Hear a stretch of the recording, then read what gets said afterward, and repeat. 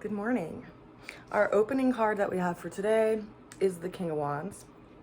The challenge that we have for today is the Ten of Wands. The way we're going to get through the challenge is the Eight of Pentacles, and the overall outcome that we have for today is the Nine of Cups. So, interestingly enough, we don't actually have any major arcanas today, which was a little interesting to me considering what's going on globally. Let's go ahead and jump into these though, and then I will touch on that as well. Now, this opening card that we have of the King of Wands. So this is a leadership type energy. It's a stabilized or fixed fire energy. So stabilized creativity, because fire is this creative force of inspiration. Now, the King of Wands, as I said, is hinting to this stance of leadership and how we go about claiming authority in our life. Do we do so from a sense of a kind of dictatorship where we clunk people over the head and force them to do what we want? Or do we lead from the heart? And this comes up in this card because this card is governed by Leo, which is governed by the sun, and it rules over the anatomy organ of the heart, because each zodiac sign has rulership over a specific system or area of the body. So when we consider that Leo governs the heart, like, what do you feel like you need to move toward, and what ultimately is the anchor in you each day? Like, how do you interact? How do you lead your day? And what creative project is the force behind that? Now, the Ten of Wands came in as our challenge today. So we see this person who's carrying 10 wands and they're walking towards some kind of city. Now, wands, as I said, are our will and our creative energy and our creative force. So if we have one wand, we can go up the mountain and go in one direction. If we have two wands, we kind of feel like we're being pulled in this like dualistic thing. If we have three wands, we start to feel some support. 4 wands, there's some stability. 5 wands, there's change and shiftiness, right? So each number that adds another level of that symbol to it makes it more complex. And so when we have 10 wands, we see someone who has a lot of stuff that they have to do and a lot that they have to accomplish, and they're overburdened by it. It's quite literally like, okay, I got it. I'll do that. I'm going to do that. That's important to me too, so I'm going to do that. And before we know it, we're carrying so many sticks and so many wands and so many ideas and so many projects that we can't even see where we're going. And so this is our challenge today. This part of us that really wants to show up and wants to bring our energy to all of these different things, but we just have too much. We have too much on our plate, and it's preventing us from being able to put our energy toward any of those things. So I flashed back this morning to when I was in college, and I was like, oh my God, I have to write this paper, and I have to write this paper, and I have to write this paper. And like the list was so overbearing that I wasn't actually getting anything done, which leads me to the next card, this Eight of Pentacles card. So we see that somebody here is working on something, and they're putting effort towards something regular on a consistent basis. And so I think the way that we're going to get through this energy of the duoholic, or just having way too much on our plate, is to, pick one thing that you're going to take care of today, and work on that. And then once you feel like that's in a better place, maybe pick another thing and just work on that a little bit.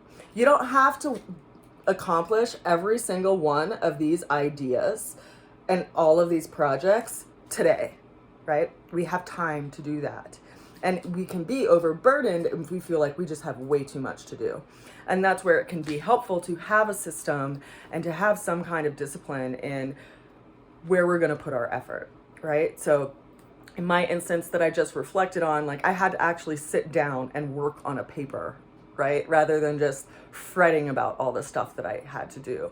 So it's when we take these like energetic of overwhelm and we actually put it to a practical task, we realize that we can actually move through things. But if we feel like we're way too overwhelmed, we don't really know where we're going because we're just bogged down by too much. Now, ultimate outcome that we have for today is this Nine of Cups. So this is this sense of kind of emotional satiation or being proud of what you've accomplished and having some kind of nostalgia of the things that are in this cup. So in looking at that, it's reminding us that if you can just get one thing done, right, it'll make you feel good about it, and it gives you more energy and encouragement to keep moving towards the next thing, right? Because that thing is no longer sitting in your pile of sticks that you have to figure out things to do with. So just pick one thing, you know, pick whatever you have the means to do today and work on it a little bit. And it will help you with this energetic of the Ten of Wands. Now, I spoke about, you know, or hinted to, you know, speaking about anyway, that what's going on in the globe right now. And the fact that there was just some things started on the other side of the planet. And I can see these cards in a lot of different perspectives, much like if you were to take a crystal and it has all these different facets, and you can look at it from one angle and you can see clarity, and you can look at it from another angle and you can see cloudiness, and you can look at it from another angle and you can see a rainbow, right? Perspective is what gives us this range of understanding. And in a lot of ways, the tarot cards are like that. And I consider that when people call me and they're like, oh my God, this happened today after you gave this reading. And then someone else says, oh my God, this happened today after you gave this reading. And they're blown away that these 4 cards can speak to so many people when it's not a specific layout for you. And that's because they're reflective, right? These cards are reflective of our own nature. And yet they are like these impressions that it's all about how do we see them and how does that get placed in our experience of life. And so when I look at these and I take it into the context of what's going on in the globe, I can see that there is like some kind of sense of leadership thing that's happening.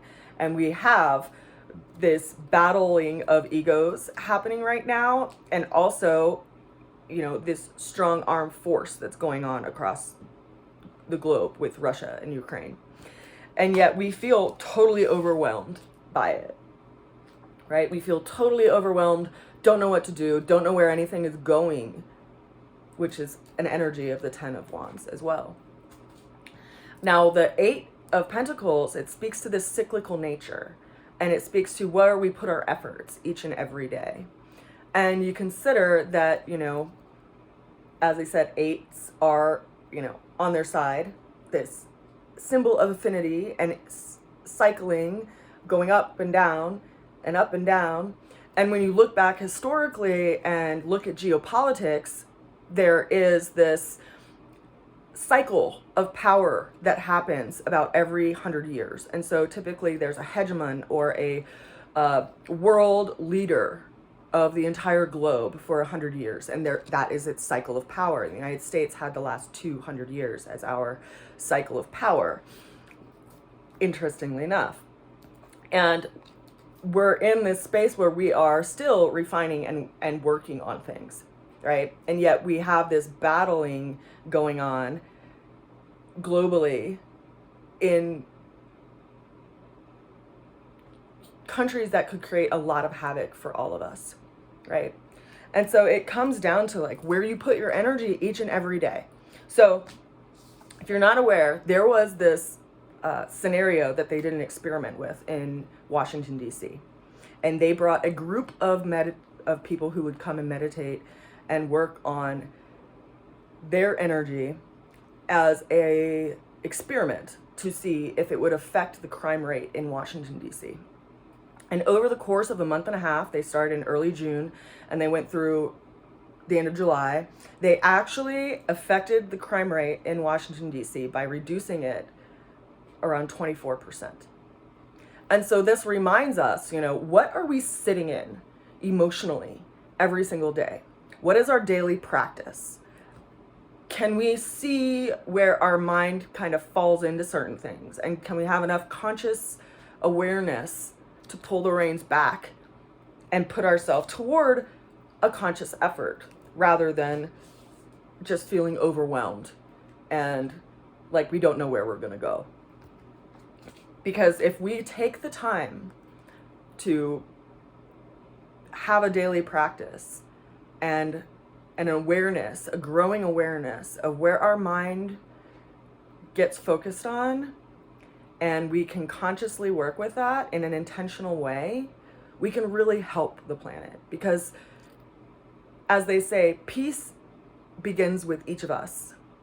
And if we are sitting in a place of turmoil and inner war and inner aggression, that is reflected out to the world as well. And so if we can work on our own inner world, that has literally been shown to affect the outside world.